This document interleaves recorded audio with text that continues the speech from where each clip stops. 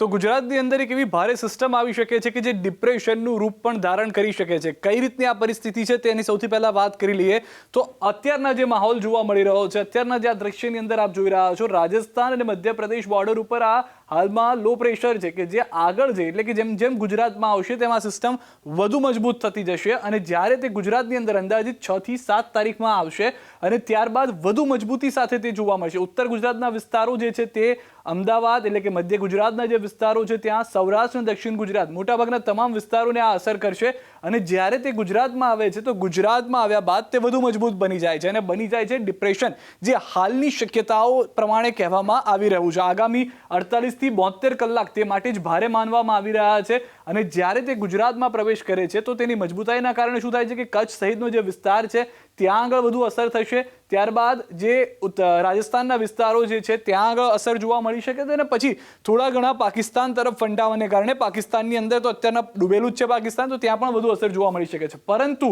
આ જે સિસ્ટમ છે તે ગુજરાતમાં જો આવી છે અને ગુજરાતમાં જે આગામી 48 થી 72 કલાકમાં આવે છે તો શું પરિસ્થિતિ થઈ શકે છે? સૌથી પહેલા આપણે જણાવી દઈએ કે ECMWF મોડેલ કહી રહ્યું છે શું? તો ECMWF મોડેલ પ્રમાણે જેટલો પણ ગુલાબી રંગ છે એ ગુલાબી રંગની અંદર 8 ઇંચથી વધુ વરસાદ જોવા મળી શકે છે. હવે આપ જે રીતે આપણે પહેલા પણ વાત કરતા હતા કે મધ્યપ્રદેશ તરફથી અને રાજસ્થાન તરફથી આ સિસ્ટમ ઉત્તર ગુજરાતમાં થઈને આવશે, તો જે શરૂઆત જે છે તે ઉત્તર ગુજરાતનો વારો પાડવાથી થશે.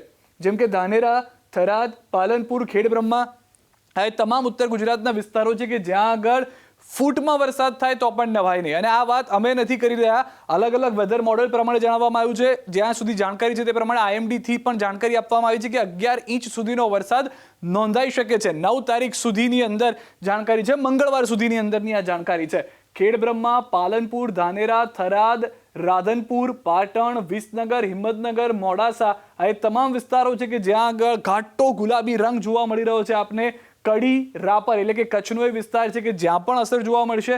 ન ફક્ત ઉત્તર ગુજરાત પૂરતો આ વરસાદ ECMWF મોડેલ પ્રમાણે સીમિત છે અથવા તો આ જે ડિપ્રેશન બને છે તો અસર જે છે તે અહીંયા સુધી રહેશે, પરંતુ મધ્ય ગુજરાતમાં અમદાવાદ છે, કપડવંજ છે, લુણાવાડા છે, ત્યારબાદ ગોધરાને આપ પકડીને ચાલો, વડોદરા શહેર, નડિયાદ, ધોળકા, વઢવાણ, ધાંગધ્રા એટલે કે સૌરાષ્ટ્રની અંદર જે છે વઢવાણ આવી ગયું, ધંધુકા, બોટાદ આ વિસ્તાર આવી ગયા. કચ્છ તરફ જે છે તે અસર જોવા મળશે. સૌરાષ્ટ્રની અંદર બહુ ઓછી અસર જે છે તે દક્ષિણ ગુજરાતના વિસ્તારો, દક્ષિણ સૌરાષ્ટ્રના વિસ્તારોમાં જોવા મળશે ને દક્ષિણ ગુજરાતની અંદર પણ વરસાદ સારો એવો જોવા મળશે તેવું ECMWF મોડેલ કહી રહ્યું છે. પરંતુ જે રીતે પહેલા પણ મેં આપને કીધું કે અલગ અલગ વેધર મોડેલ વરસાદની જે તીવ્રતા છે તે અલગ અલગ બતાવી રહ્યા છે. કેટલાક વિસ્તારોની અંદર 20 ઇંચ વરસાદ જે છે તે બતાવવામાં આવી રહ્યો છે, પરંતુ જે આપણે IMDનું પણ જો વાત કરીએ, જે રીતે મેં પહેલા જણાવ્યું તે પ્રમાણે IMD પણ જણાવી રહ્યું છે તે પ્રમાણે 11 ઇંચ સુધીનો વરસાદ થઈ શકે છે. ECMWF મોડેલ પ્રમાણે મોટા ભાગના વિસ્તારો એવા છે કે જ્યાં આગળ ગુલાબી રંગ અથવા તો ઘાટો ગુલાબી રંગ છે. એનો મતલબ એ છે કે 8 ઇંચ ઓછામાં ઓછો વરસાદ છે, તેનાથી વધુ વરસાદ 9 તારીખ સુધીમાં જોવા મળી શકે છે. અને હોઈ શકે કે અમદાવાદ છે તો અમદાવાદ શહેર નહીં પરંતુ અમદાવાદ જિલ્લાના કોઈ પણ એક વિસ્તારની અંદર 8 ઇંચ વરસાદ થઈ જાય, કારણ કે એક એક જગ્યાએ પકડીને ચાલવું મુશ્કેલ છે. જેમ કે અત્યારના આપ આ એરો જોઈ રહ્યા છો જેમાં બતાવવામાં આવી રહ્યું છે કે અમદાવાદનો જે આસપાસનો વિસ્તાર છે ત્યાં આગળ 4 થી 4.5 ઇંચ વરસાદ છે. વિસનગરમાં આપ જાઓ તો 8.13 ઇંચ વરસાદ બતાવવામાં આવી રહ્યો છે. જેમ કે પાલનપુરની આસપાસના વિસ્તાર, વિસનગરની, પાટણની આસપાસના વિસ્તાર જ્યાં 10-10 ઇંચ વરસાદ બતાવવામાં આવી રહ્યો છે.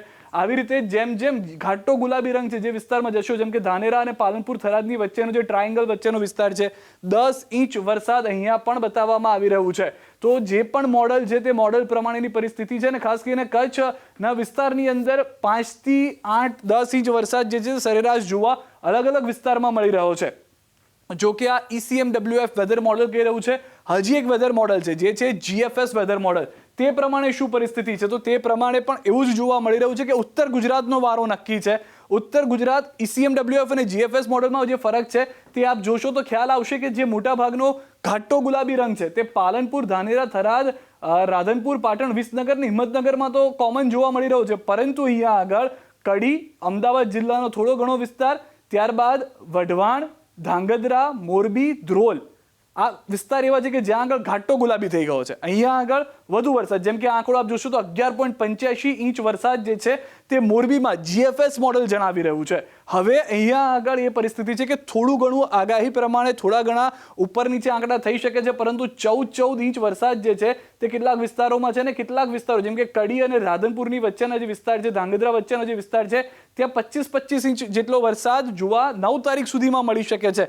શક્યતાઓ પૂરેપૂરી છે કે આ 2-3 દિવસની અંદર એટલો વરસાદ થઈ જાય, પરંતુ સ્વાભાવિક રીતે 25 ઇંચ એટલે 2 ફૂટ જો વરસાદ વરસી જાય છે તો પરિસ્થિતિ વધુ ખરાબ થઈ શકશે. અને આ થવાનું મુખ્ય કારણ અત્યારે જે માનવામાં આવી રહ્યું છે એ છે કે જે વેલમાર્ક લો પ્રેશર મધ્યપ્રદેશ અને રાજસ્થાન તરફથી ગુજરાતમાં આવી રહ્યું છે તે ગુજરાતના ઉત્તર ગુજરાતના કેટલાક વિસ્તારો પર સ્થિર થઈ શકે છે અને ત્યાં આગળ આવીને બની શકે છે ડિપ્રેશન. એનો મતલબ એ સ્પષ્ટ છે કે જ્યારે ડિપ્રેશન કોઈ સિસ્ટમ બને છે તો ભારે પવન સાથે વરસાદ જોવા મળશે. થોડા સમય પહેલા કદાચ 1-2 દિવસ પહેલા પણ જે હતો અમદાવાદ શહેરના આસપાસના વિસ્તારોમાં એવો દ્રશ્યો સર્જાયા હતા કે એકદમ ભારે પવન આવવાનો શરૂ થઈ ગયો, વરસાદ આવવાનો શરૂ થઈ ગયો. તો એવી ફરી એક વખત પરિસ્થિતિ જોવા મળી છે કે જેમ કે ઉત્તર ગુજરાતની અંદર પણ 18 ઇંચ વરસાદ જે છે તે આ GFS મોડેલ પ્રમાણે જોવા મળી રહ્યો છે. અને આનું મુખ્ય કારણ ફરી એક વખત જે જણાવી રહ્યા છે, જે જાણવા મળી રહ્યું છે તે પ્રમાણે જે સિસ્ટમ આવી રહી છે મધ્યપ્રદેશ અને રાજસ્થાનથી તે ડિપ્રેશન ગુજરાતમાં આવીને બની રહી છે અને તેના કારણે આ પરિસ્થિતિ છે. પરંતુ અહીંયા એ વાત પણ મહત્વની છે જેમ કે અમદાવાદના આસપાસના વિસ્તારમાં પણ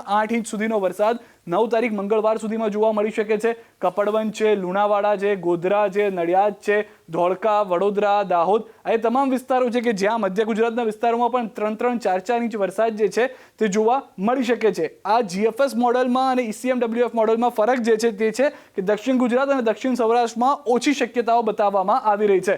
પરંતુ મુખ્ય આ જે સિસ્ટમ છે તે કારણભૂત હાથમાં માનવામાં આવી રહી છે કે જે ગુજરાતમાં આવી ડિપ્રેશન બની રહી છે અને તેના કારણે શક્યતાઓ પૂરેપૂરી સેવવામાં આવી રહી છે કે ભારે વરસાદ જે છે તે આગામી 48 થી 72 કલાકમાં ગુજરાતની અંદર જોવા મળી શકે છે. આ શક્યતાઓ છે અને શક્યતાઓને લઈને આ આગાહી જે છે તે અલગ અલગ વેધર મોડેલ પરથી જાણીને કરવામાં આવી રહી છે.